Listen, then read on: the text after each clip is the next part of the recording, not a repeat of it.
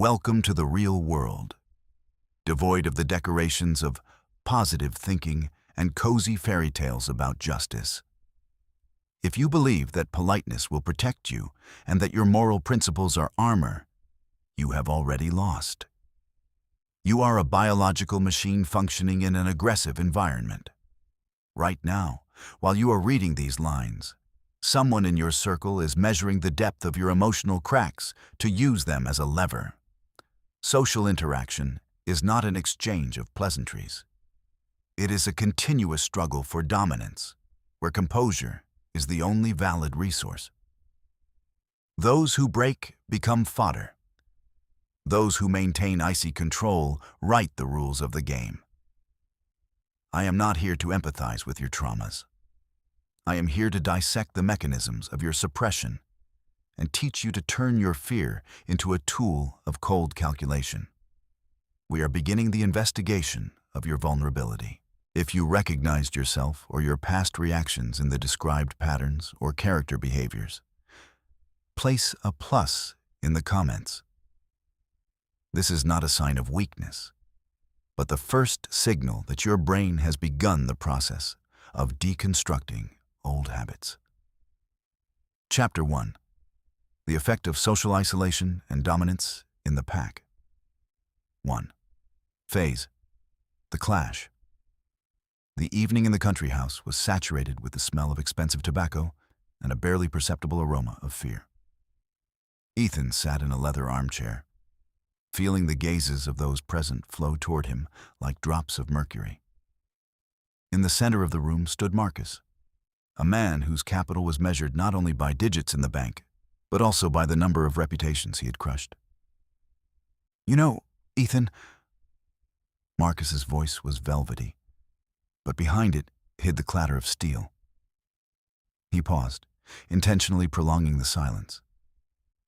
A heavy expectation hung in the room. "I have always admired your ability to settle for less. It is, after all, so convenient for all of us, is it not?"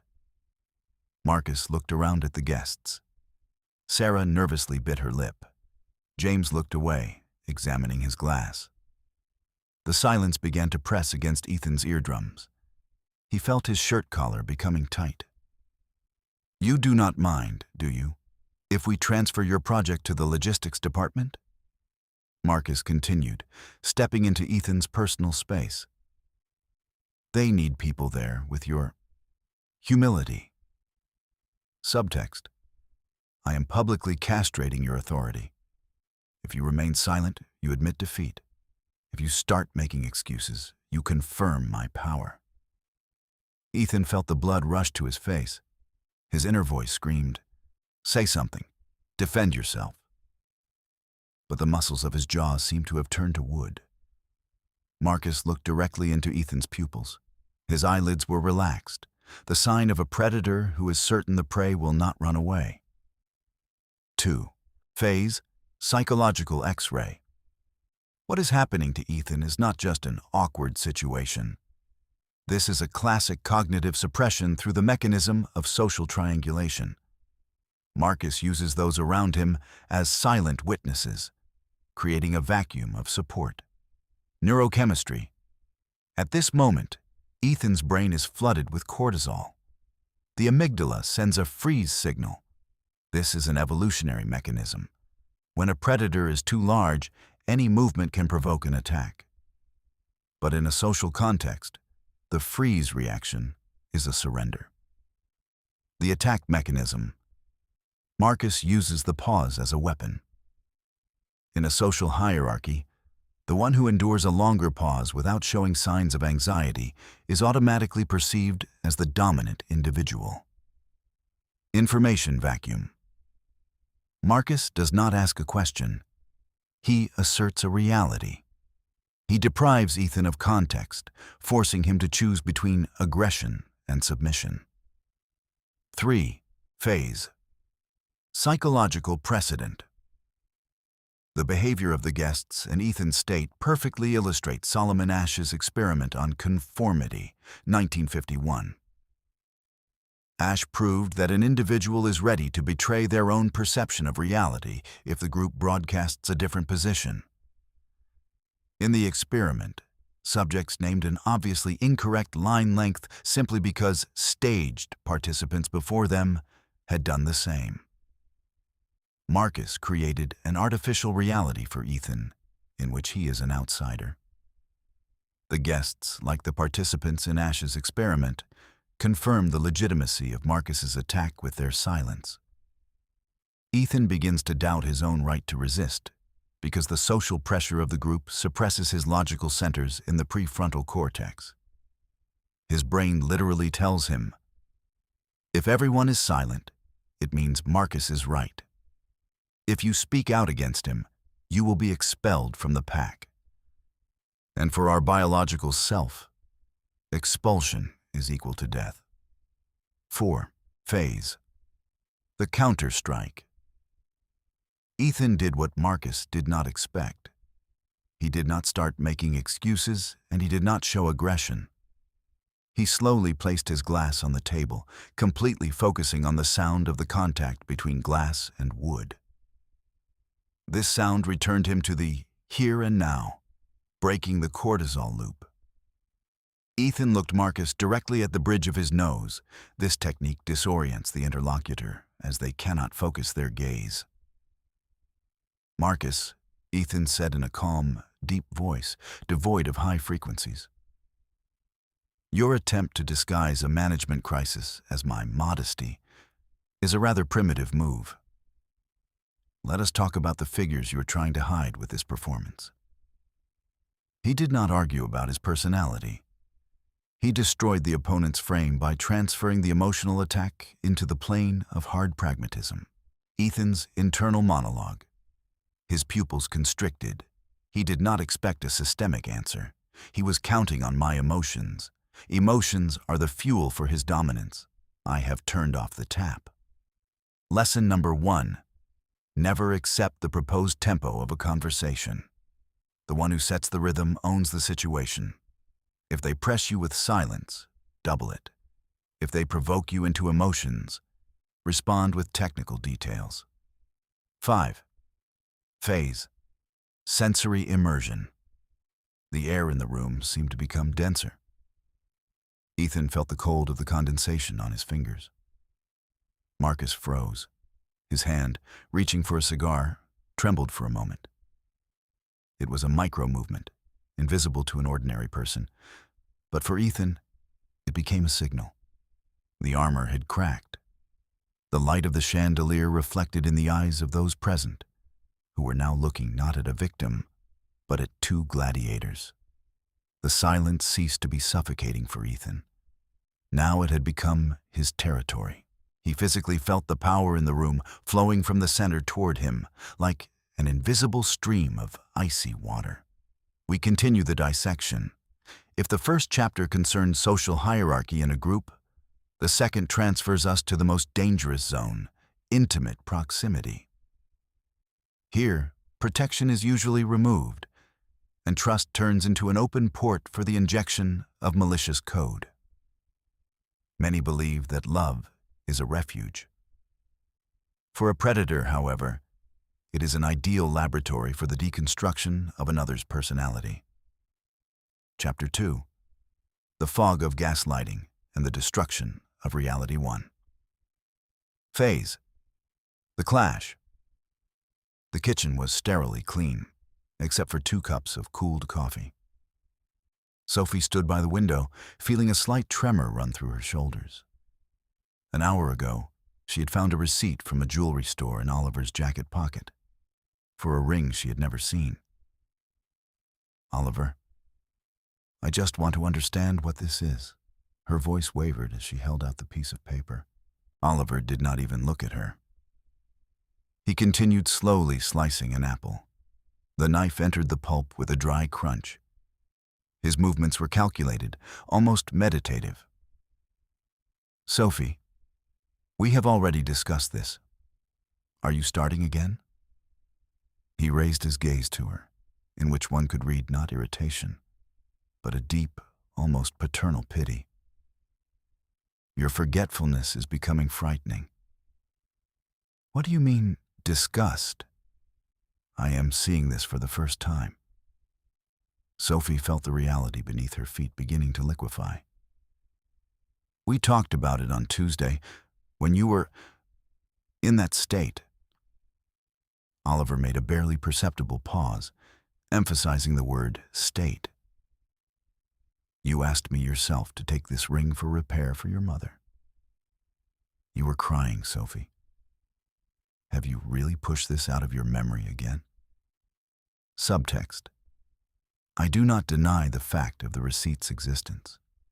I deny your ability to adequately perceive facts. If you do not remember Tuesday, it means you are mentally unstable. Therefore, your claims are a symptom of illness, not a search for truth. Oliver stepped closer. He smelled of mint and cold composure. He did not shout. He broadcasted a confidence before which facts seemed like dust. Sophie looked at the receipt, and the letters began to blur. Did she really not remember Tuesday? Or did she? 2. Phase. Psychological X-ray. Oliver is applying gaslighting, one of the most destructive forms of psychological abuse, aimed at destroying the victim's fundamental trust in their own senses and memory. Cognitive dissonance. Sophie's brain encounters two contradictory pieces of data. I see the receipt now, and he says we discuss this. To avoid the pain of conflict with a loved one, the brain often chooses the path of least resistance, believing the aggressor. Neurochemistry. Chronic stress from uncertainty causes a constant release of cortisol. This blocks the functioning of the hippocampus, the area of the brain responsible for forming long-term memory. The result? Sophie actually begins to forget details, which confirms Oliver's false thesis about her instability. Information vacuum. Oliver creates a false context, that state, which is impossible to verify. He attacks not the situation, but Sophie's personality itself. 3. Phase. Psychological precedent. This mechanism is best explained by Leon Festinger's theory of cognitive dissonance, 1957. In one of his classic experiments, participants were given a boring task and then paid different amounts of money to lie to the next participants, saying the task was interesting. Those who were paid very little, $1, experienced the strongest dissonance. I am an honest person, yet I lied for a pittance. To justify themselves, their brains changed their very perception of reality. They began to sincerely believe that the task was indeed interesting. Sophie is in the same trap. To preserve the image of an ideal relationship and a caring Oliver, her psyche begins to edit her memories, adjusting them to his version of events.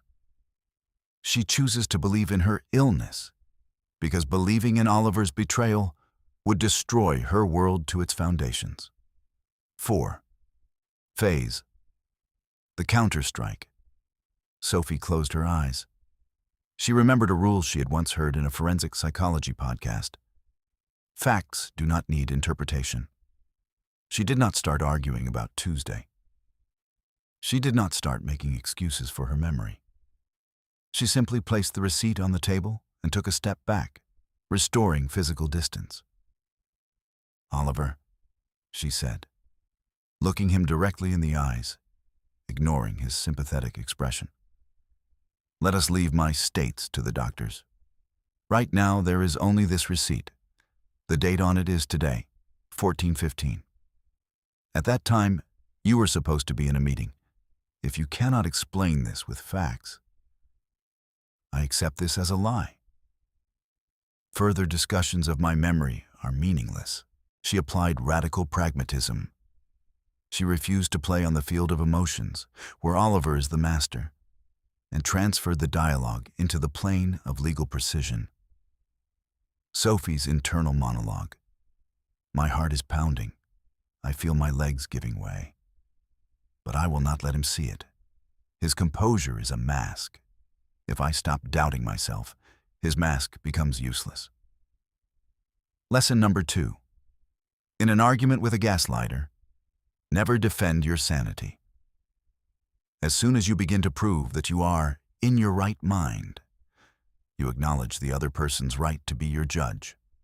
Operate only with external, documented facts. 5. Phase.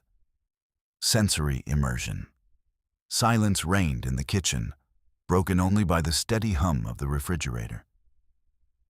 The knife in Oliver's hand froze over another slice of apple.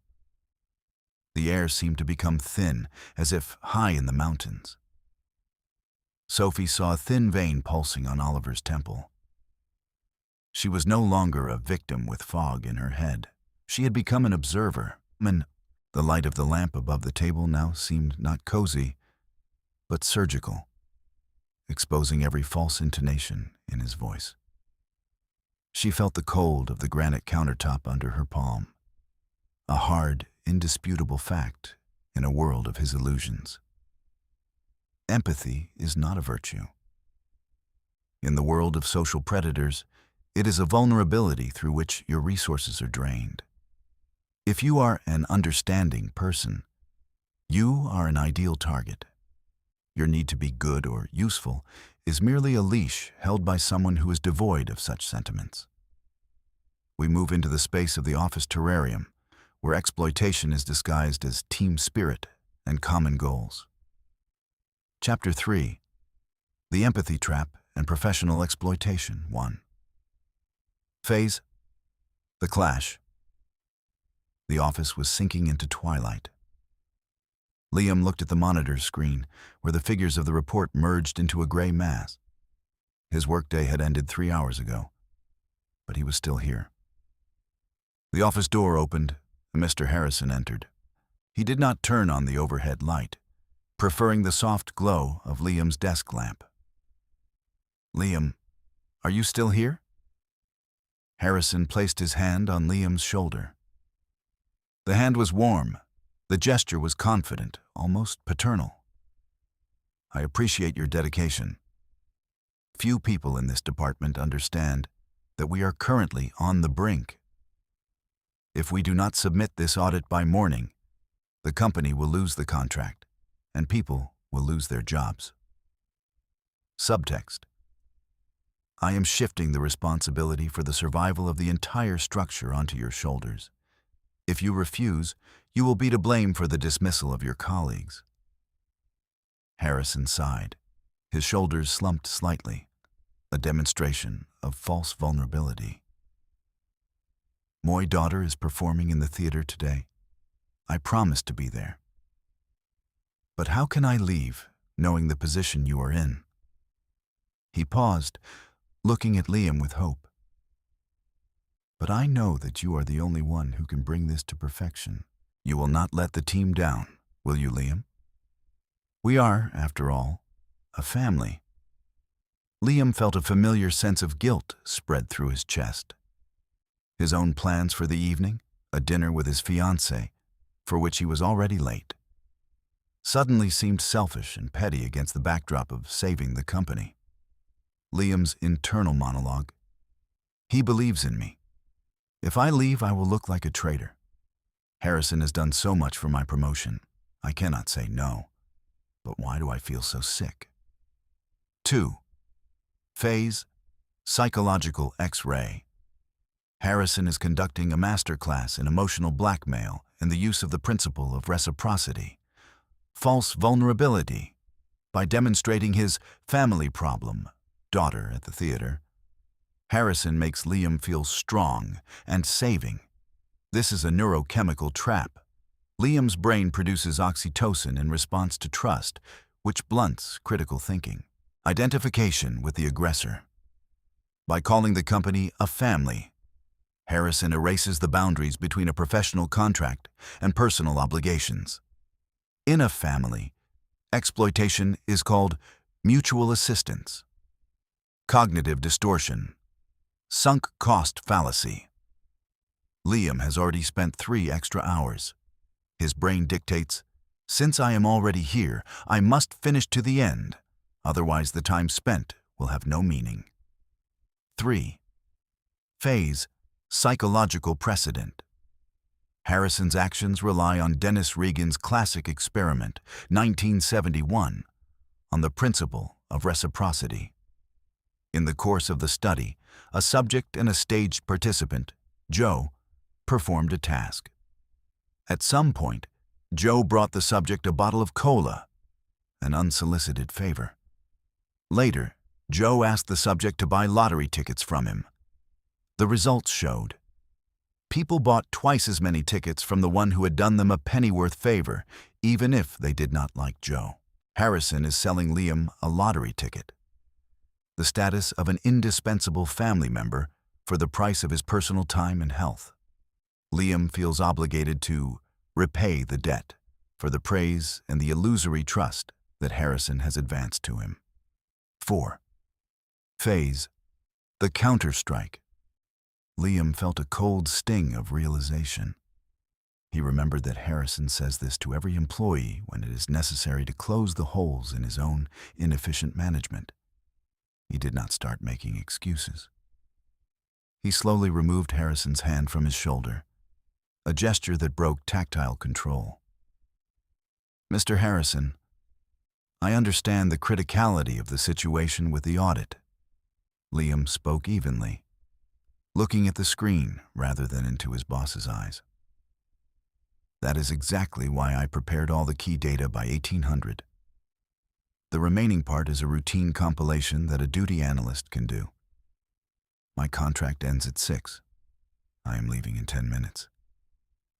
But Liam, what about the team?" Harrison's voice became harder. The father mask began to slip. "The team will be stronger if its lead analyst does not burn out from exhaustion by the middle of the week. If the project is at risk because of 4 hours of work by one person, it means we have a systemic error in planning, not in me. Have a good evening at the theater." Liam applied radical pragmatism. He returned the responsibility to Harrison, refusing to accept the imposed guilt. Lesson number 3. Your empathy is a resource that costs money. If you are offered to pay for overtime with a sense of involvement or family status, you are being robbed. In a professional environment, there is only the language of contract and compensation. Anyone who appeals to your conscience when it comes to profit is a manipulator. 5. Phase, sensory immersion. Liam snapped the laptop lid shut. The sound was dry and final, like a gunshot. The office smelled of ozone from the working equipment and of dust. Harrison's face in the semi-darkness seemed like a wax mask. The shadow from the lamp cut him in half, exposing his true face, the face of an angry controller whose tool had suddenly broken. Liam walked to the exit down a long corridor. His steps echoed off the walls. Each echo confirmed his right to his own life. The cold night air that hit his face as he exited the building felt like pure oxygen after a smoky room. When facts disappear, a monster grows in their place. The human brain biologically cannot tolerate a void. It is obliged to fill the gaps, and in 99% of cases, it fills them with the worst fears. A predator knows this. He will not lie to you. He will simply fall silent, forcing you to build the gallows out of your own guesses. We enter the zone of controlled chaos. Chapter 4. How not to lose your mind when the reality around you becomes white noise. Chapter 4. Information vacuum and the strategy of active waiting. 1. Phase, the clash. The sterile white office of the law firm, Vance and Associates, felt like a sensory deprivation chamber.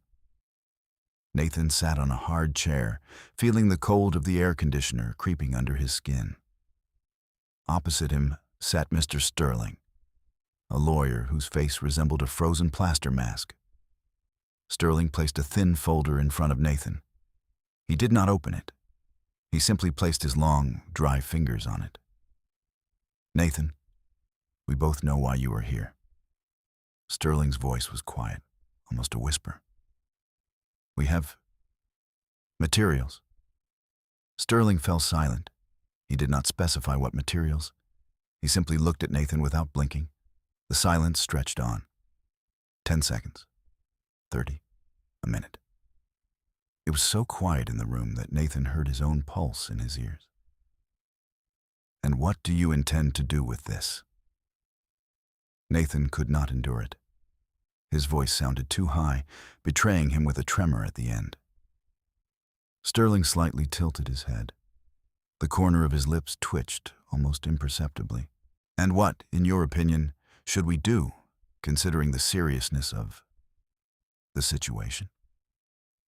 Sterling fell silent again, letting Nathan draw the scale of the catastrophe for himself.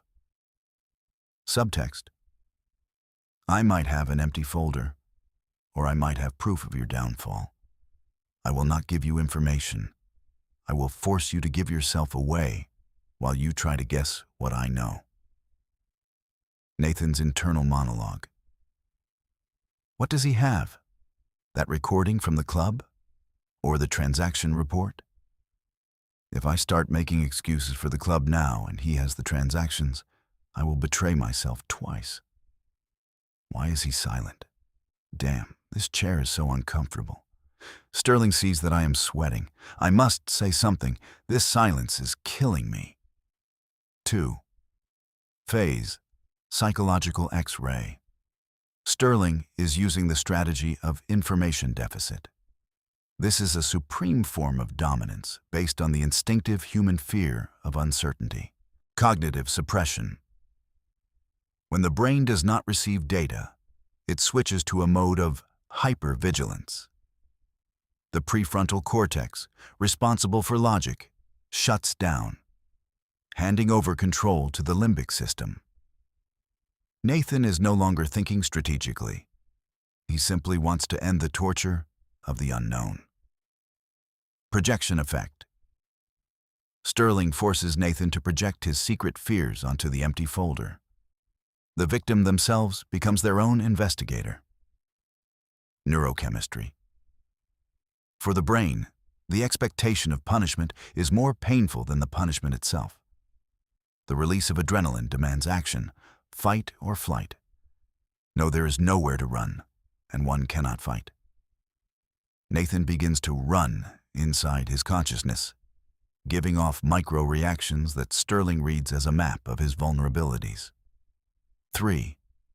Phase. Psychological precedent. This tactic echoes a phenomenon known as the Zeigarnik effect, but in its destructive variant.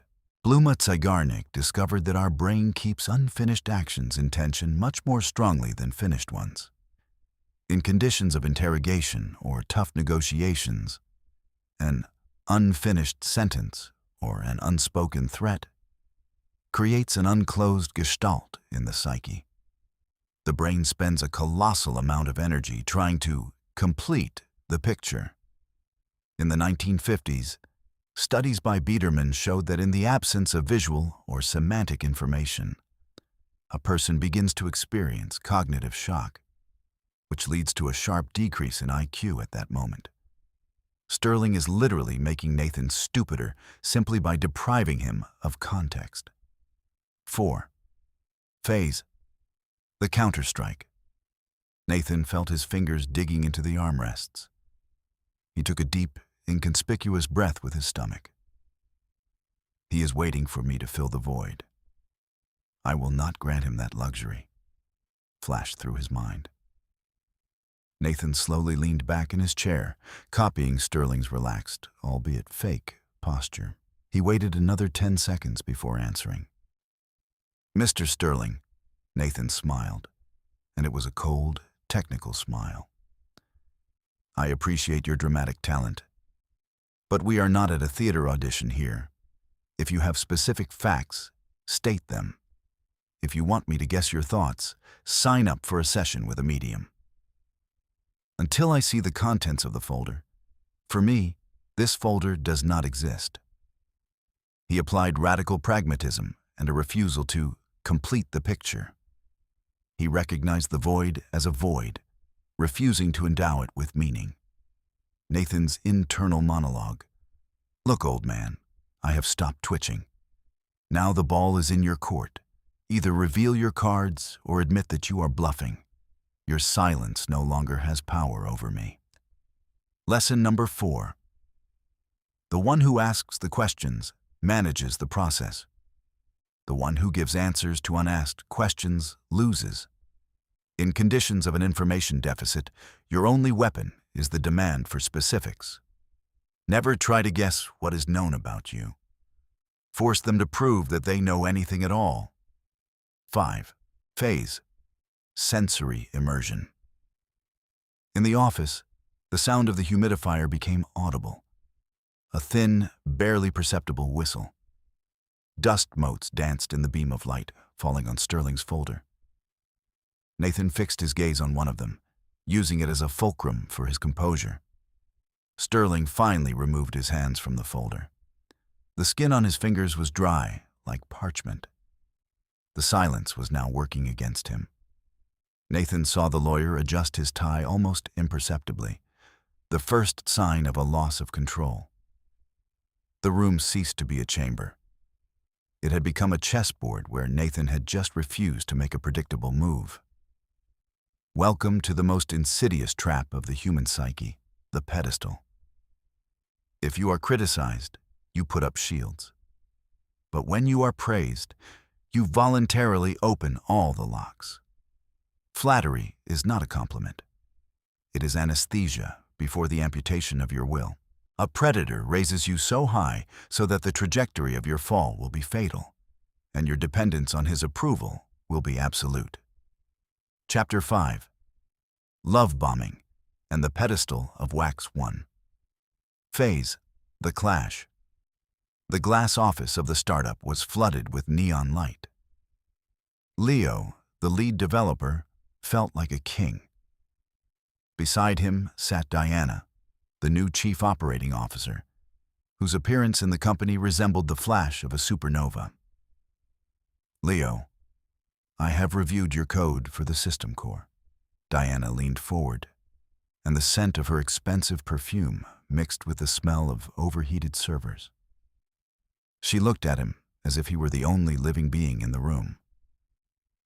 This is not just programming. This is an architectural symphony. I have worked in Silicon Valley, but I have not seen such a level of purity of thought, even there. Subtext: I am creating an image of the chosen one in your head. I am tying your self-esteem to my opinion. Now you will work 3 times harder so as not to disappoint me and not to lose this drug, my admiration. You are the only one who truly understands the company's vision. She continued, lowering her voice to a confidential semi-whisper. The others, they are just executors. But you are the heart of this project. I will secure a personal option for you. You deserve more than just a salary. Diana touched his forearm for a moment. Her hand was warm, and her gaze was radiant and full of sincere faith.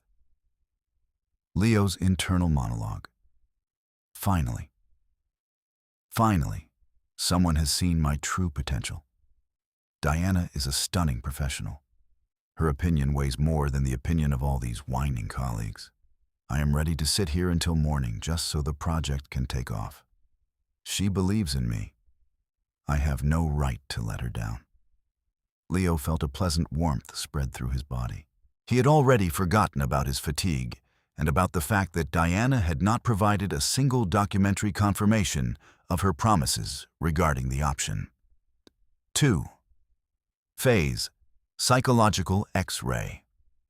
What Diana is doing is classic love bombing, supplemented by the mechanism of intermittent reinforcement. Dopamine loop. Flattery causes a powerful release of dopamine. Leo's brain marks Diana as a source of pleasure.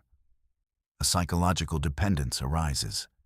As soon as Diana stops praising him, Leo will begin to experience withdrawal and will do everything possible, overwork, sacrifice his interests. to regain the favor of the deity. Isolation through exclusivity. By calling Leo the only one who understands, Diana cuts him off from the collective. She creates an opposition of us, the elite, against them, the gray mass. This deprives Leo of the support of his colleagues and makes Diana his only significant point of reference. Neurochemistry. An excess of dopamine suppresses critical thinking in the prefrontal cortex. Leo physically cannot analyze risks because his brain is busy processing the reward signal. 3. Phase. Psychological precedent. The mechanism Diana relies on was researched in detail by B.F. Skinner in his experiments with operant conditioning, 1930s. Skinner discovered that rats in a Skinner box become most dependent when they receive a reward, not every time, but randomly. If a reward, food or flattery, is given predictably, the subject quickly habituates. But if the reward alternates with periods of coldness or uncertainty, the subject falls into a state of obsession. Diana raises Leo onto a pedestal today so that tomorrow she can accidentally show coldness. Leo, already accustomed to the dopamine rain, will strike the lever, performing any work just to hear again that he is a genius. His behavior becomes completely controllable by an external stimulus. 4. Phase. The counter-strike. Leo felt the sweetness of her words beginning to cause him slight nausea. His analytical mind, trained to search for bugs in code, suddenly caught on a discrepancy. Diana has been working at the company for only 2 weeks, but is already handing out titles of geniuses and promising options that are not within her competence. He gently but decisively removed his hand from the table, breaking the space between them. Diana, Leo smiled, but his eyes remained cold. Thank you for the high evaluation of the code. It is pleasant to know that the architecture is clear. As for the options and the special status, let us return to this question when the lawyers have prepared an official agreement. For now, I will focus on testing. Figures and logic are what I trust more than compliments. He applied radical pragmatism and grounding in facts. He refused to accept emotional currency instead of real business obligations. Leo's internal monologue. She is trying to buy my sleep and my health for a pair of cheap epithets. A genius? No. I am simply a professional, and a professional does not need to be admired to do their work. Her faith in me is her problem, not my obligation. Lesson number 5. Excessive praise is a bribe you pay with your objectivity. If someone raises you onto a pedestal, ask yourself, what do they intend to build under that pedestal? Never allow someone else's opinion, even a positive one, to become the foundation of your self-esteem. 5. Phase. Sensory immersion. The office became quieter. Leo noticed the neon light reflecting in Diana's pupils. They were dilated, a sign of hunting excitement. After his words, her face lost its radiance for a moment. The mask of the admiring muse slipped, exposing beneath it the hard, evaluating gaze of a manager whose project had just become more expensive. Leo turned back to the monitor. The cold light of the screen seemed more honest to him than Diana's smile. He heard her retreating footsteps. The click of heels on the laminate sounded dry, like a countdown to the next round. The aroma of her perfume still hung in the air, but now it was perceived as the smell of a trap he had not entered. Power is not only a scepter or a bank account. The most effective power is that which makes you obey voluntarily, simply because an authority is before you. Since childhood, we have been taught to bow to diplomas, titles, and white coats. A predator knows. If one wears the right suit and speaks with the intonation of absolute truth, 90% of people will turn into a mindless herd, ready to press a button even if it causes pain to others. Chapter 6. The Authority Trap and the Deconstruction of Hierarchy. Is 1. Phase. The Clash. The meeting hall of the old university resembled a temple. High vaults, oak panels, and the smell of century-old dust mixed with the aroma of expensive antiseptic. Thomas stood before the commission.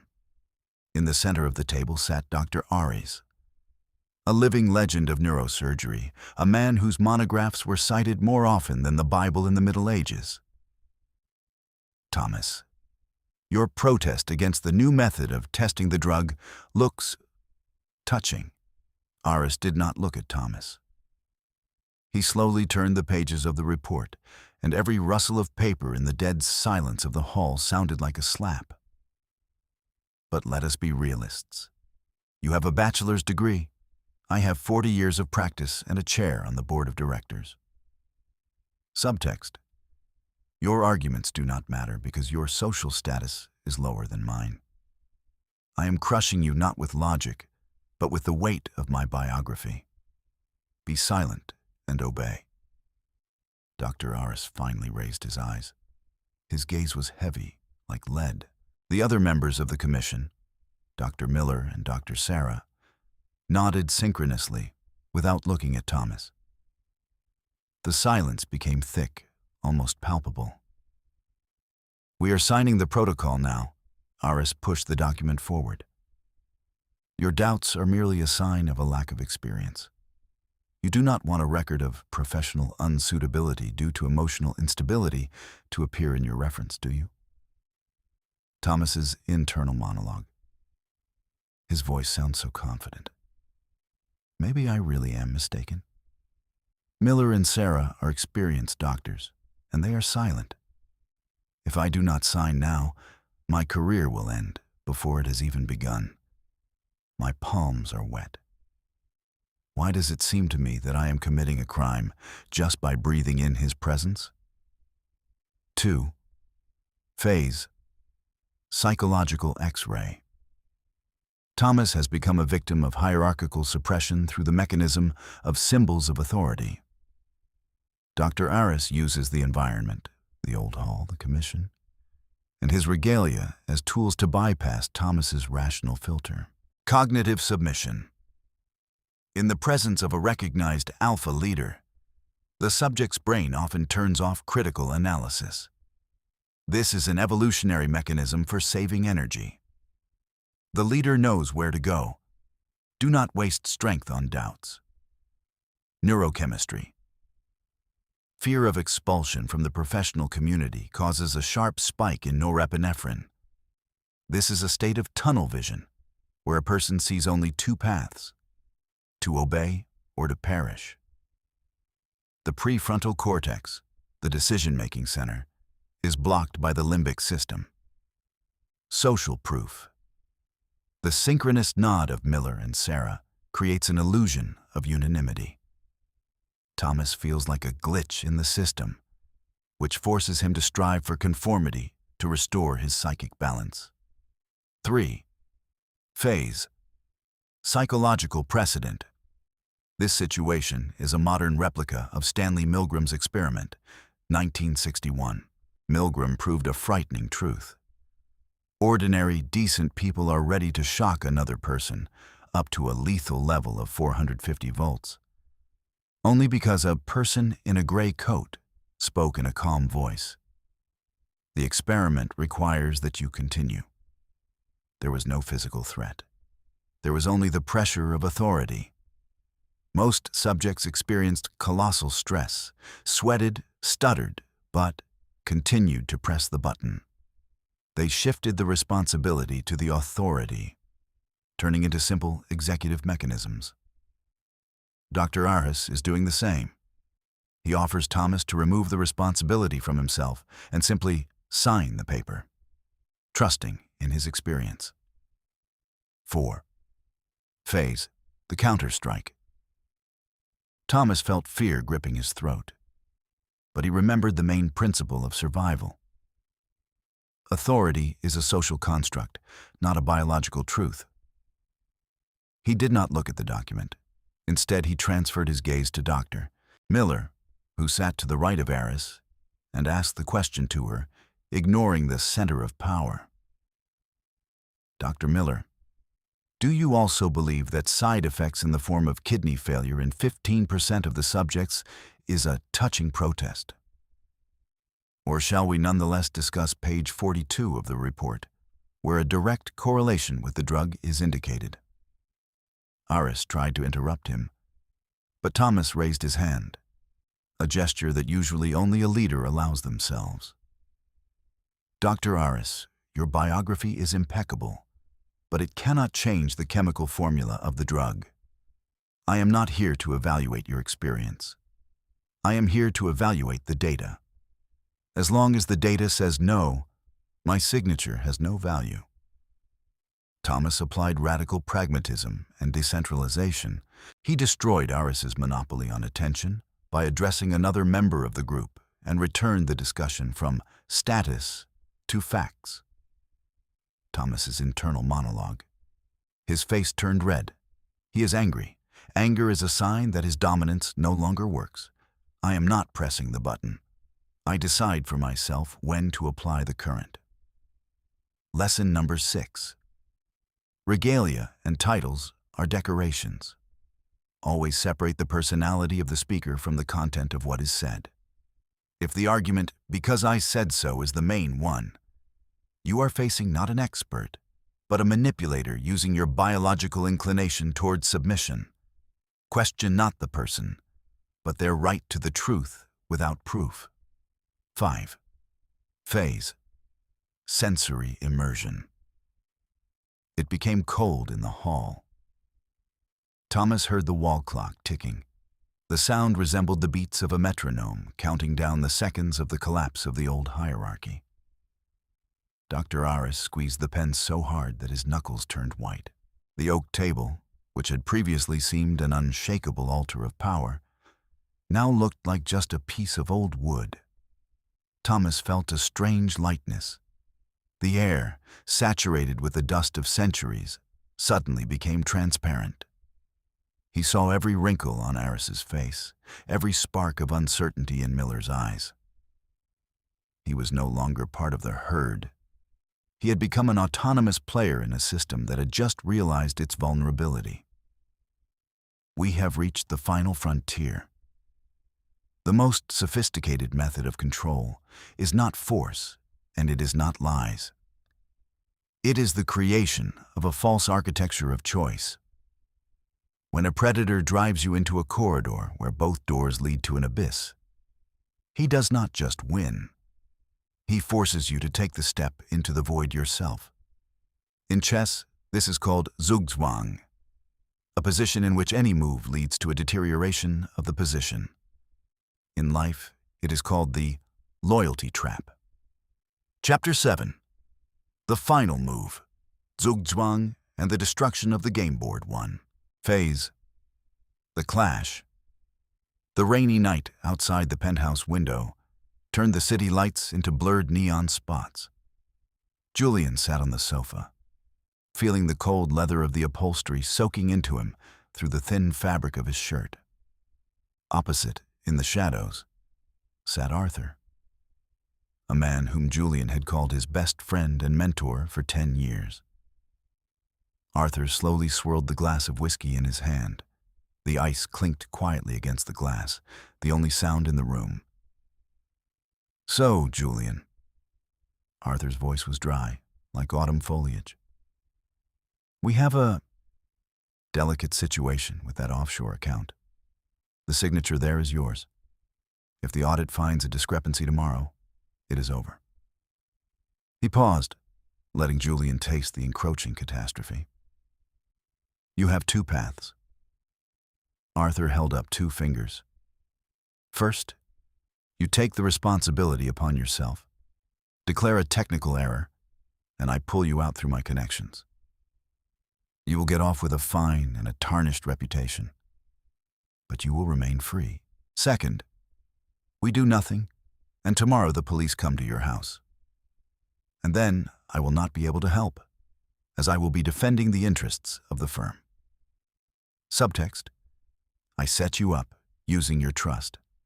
Now I offer you a choice between being my slave forever and going to prison. I have limited your world to two options, in both of which I remain the winner. Julian looked at Arthur. He saw how the latter licked his lips almost imperceptibly, the biological marker of a predator anticipating its prey. The silence in the room became poisonous. Julian felt the walls closing in, leaving him only these two doors, both of which led to his destruction. 2. Phase. Psychological X-ray. Arthur uses the double bind, a pathogenic form of communication in which the victim receives two contradictory commands, and neither can be ignored without losses. Cognitive narrowing. In a state of acute stress, the brain switches to a tunnel vision mode. Julian sees only the options that were voiced to him. His prefrontal cortex is paralyzed by fear, which prevents him from seeing the third path. Neurochemistry. The organism is overloaded with adrenaline and norepinephrine. This is a chemical cocktail for action. But Arthur's choice deprives Julian of the opportunity to act effectively. Cognitive freezing occurs. False dichotomy. This is a logical fallacy elevated to the rank of a strategy. Arthur hides the fact that he himself is an accomplice, and that his threat not to help is a bluff aimed at self-preservation. 3. Phase. Psychological precedent. This tactic is perfectly illustrated by Martin Seligman's theory of learned helplessness, 1967. In his experiments, Seligman subjected dogs to electric shocks from which it was impossible to escape. Later, when the dogs were moved to an enclosure where it was enough to simply jump over a low barrier to escape, they simply lay down and whined. They had learned that there was no choice. Arthur is trying to force Julian to lie down and whine within his scenario. He creates a situation where Julian must recognize Arthur as the only source of salvation, voluntarily accepting the status of a victim.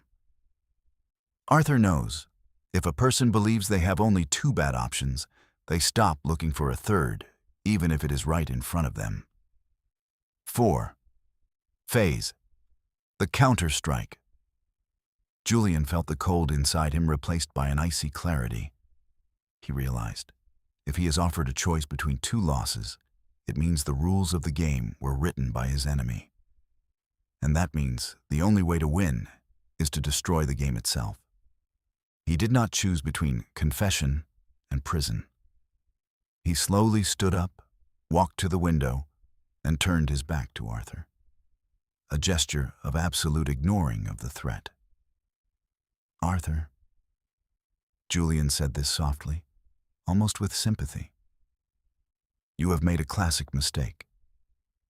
You decided that I would play within your coordinate system.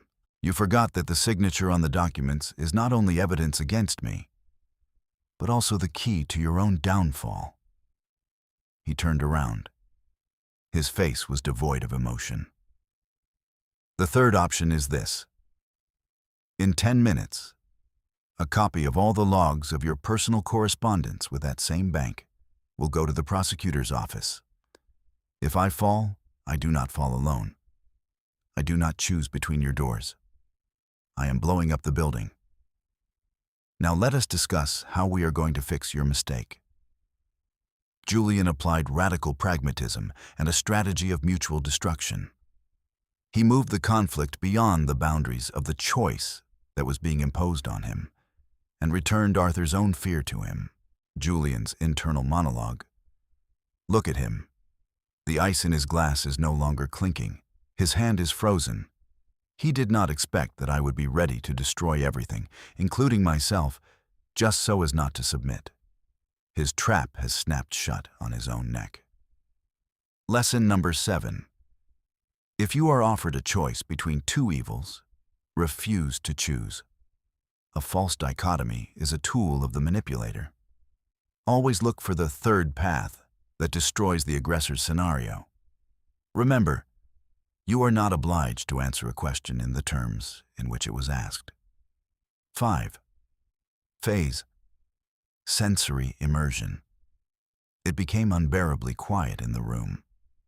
Only the sound of raindrops breaking against the reinforced glass of the penthouse was audible. Rhythmically, like a countdown, Arthur sat motionless. His face in the semi-darkness seemed carved from stone, but in his eyes flickered a shadow of realization.